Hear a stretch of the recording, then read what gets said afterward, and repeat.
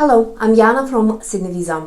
In the last few months, many speculate about the reduction of the Australian migration program.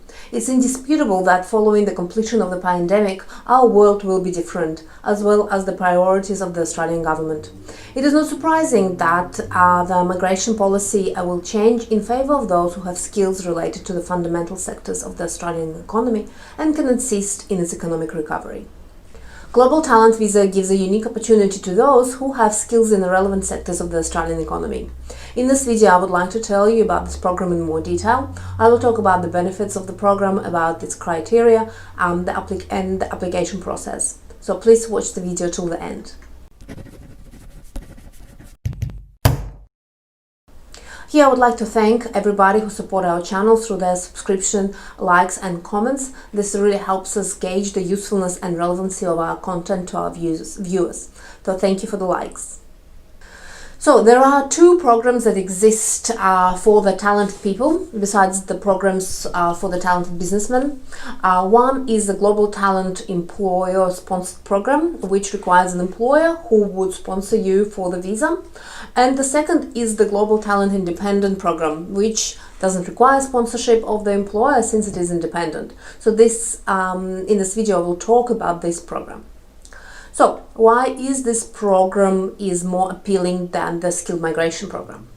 Firstly, there is no point test, right? So you're not competing with other applicants in your profession.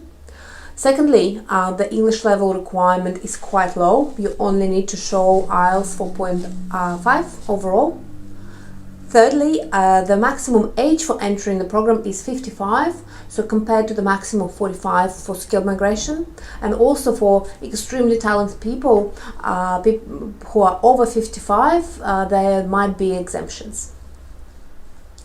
Fourthly, there is a priority processing for these applications. We have cases where applicants receive their PR visas within 2 weeks of applying. The fifth advantage is this is a PR visa, so once it is granted, the applicant is not tied to any state or territory, does not need to demonstrate minimum earnings, and can enjoy all the benefits of the Australian PR residency. And finally, the quota for this program is quite high. While the federal government have not yet officially announced the number of places for this program for 2021, we haven't noticed any slowdown in this program, and therefore are expecting that this program will have the similar quota this year, which was about 5,000 places. So what about the criteria for this program? Well, first of all, your expert knowledge needs to be one of these 10 key industries that are deemed target industries for Australian innovation. So these are agricultural technology, financial technology, medical technology, cybersecurity, energy and mining technology, space and advanced manufacturing, quantum information, advanced digital data science, and ICT, or information and communication technologies. So besides having your expertise within these fields, you will also need to prove your expertise in this key industry field by demonstrating a track record of your professional success. This can be senior positions, patents, professional awards, or international publications, or various body memberships. So how to prove your professionalism and your expertise will be quite individualized and will depend on your profession. Thirdly, the candidates would need to demonstrate an ability to attract a salary at or above the fair work high income threshold, which currently sits at $153,600 per annum. That's Australian dollars. This ability can be demonstrated either by the current salary in Australia through payslips and job contracts, so if you are already in Australia and working, or through a job offer for future work which shows that you will be paid high income threshold threshold or higher. Or if you have recently graduated from a PhD in a targeted sector, or have recently graduated from the Master of Research with the GPA of 80 or higher. This last point is actually quite interesting. This basically says that this program is available not only to the established experts in the field, but also the students who can demonstrate their exceptional talent in the target industry. And fourth, important one, I mean they're all important, but fourth is the applicant has to be nominated by either citizen of Australia or New Zealand who has a national recognition in your expert area, or by an Australian organization specializing in your expert area. For example, for ICT professional, this organization is ACS, Australian Computer Society, and they actually have a procedure whereby they nominate people. So I want to highlight here quite an important thing, that nominating organization doesn't need to promise you employment, right, or commit to any sponsoring obligations. So the role of the nominator is purely to confirm your expertise. What about the application process? So the application process is rather simple.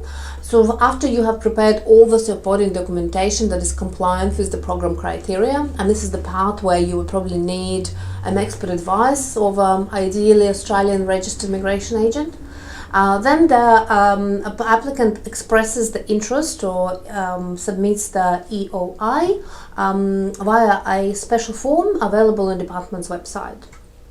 And you attach all your relevant documents to this form.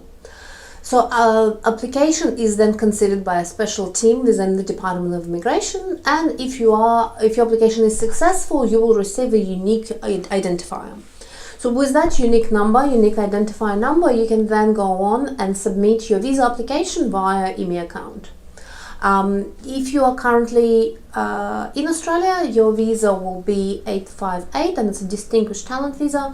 If you are applying from outside Australia, it is the same distinguished talent visa, but subclass 124.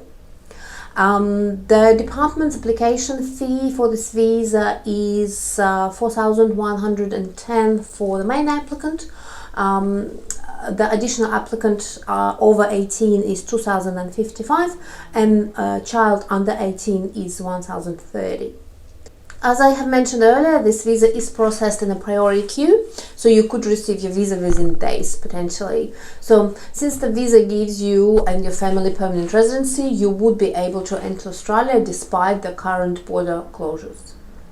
Finally, I would like to say that this visa is one of the most direct and fast permanent residence visas in Australian history. Therefore, if you believe you might be eligible for this visa, you should take this opportunity and apply. We at Sydney Visa will be happy to assist you with the application and the document preparation, so please email us directly on mail@sydneyvisa.com.au. If you have any questions, please feel free to ask them in the comment section below or email us directly. Please like the video and share it with your friends, and subscribe to our channel. Cheers from down under. Goodbye.